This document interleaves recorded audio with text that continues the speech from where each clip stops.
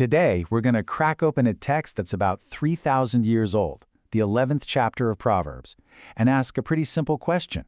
Does this ancient wisdom hold a timeless blueprint for living a successful, meaningful life?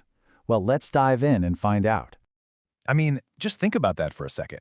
This isn't some new age life hack or the latest productivity trend you saw online. We're talking about what's basically an ancient operating manual for how to live well. And you know what?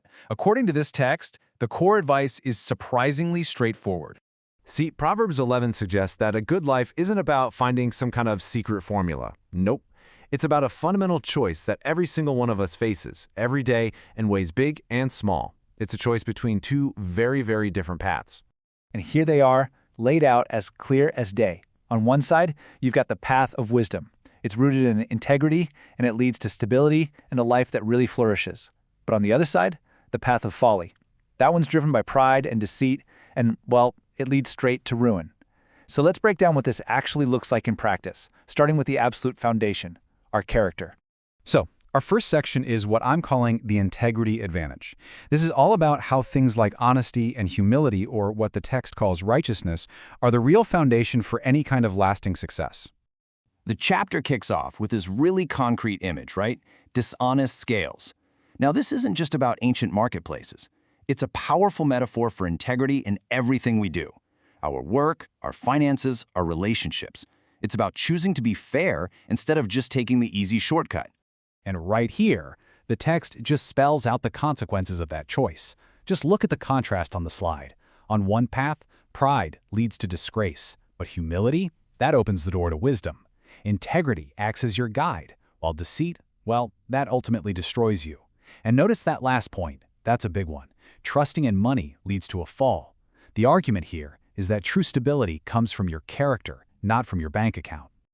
Okay, so if our character is the foundation, what are the building blocks? Well, this next section focuses on our words. It's all about how our communication can either build up our communities or, tear them right down. And we've all seen this play out, haven't we? Just like this verse says, gossip completely erodes trust, which is basically the glue holding our relationships together. But being trustworthy, being someone who can keep a confidence, that's how you build what we now call social capital. And this idea, it scales up. As you can see over on the right, destructive speech, things like malicious gossip or just mocking people, it weakens the entire community. But look at the left side, constructive speech, like seeking good advice from lots of different sources. That leads to collective success. It's pretty simple, really. The words we use literally create the world we live in. All right, now we get to a really fascinating, kind of counterintuitive idea, the generosity paradox.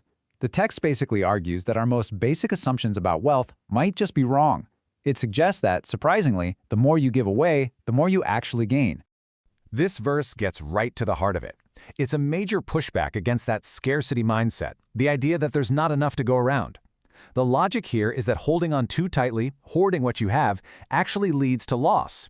But giving freely with a generous spirit, that somehow opens the door to gaining even more. It's a pretty radical idea when you think about it. And the text just keeps going with this.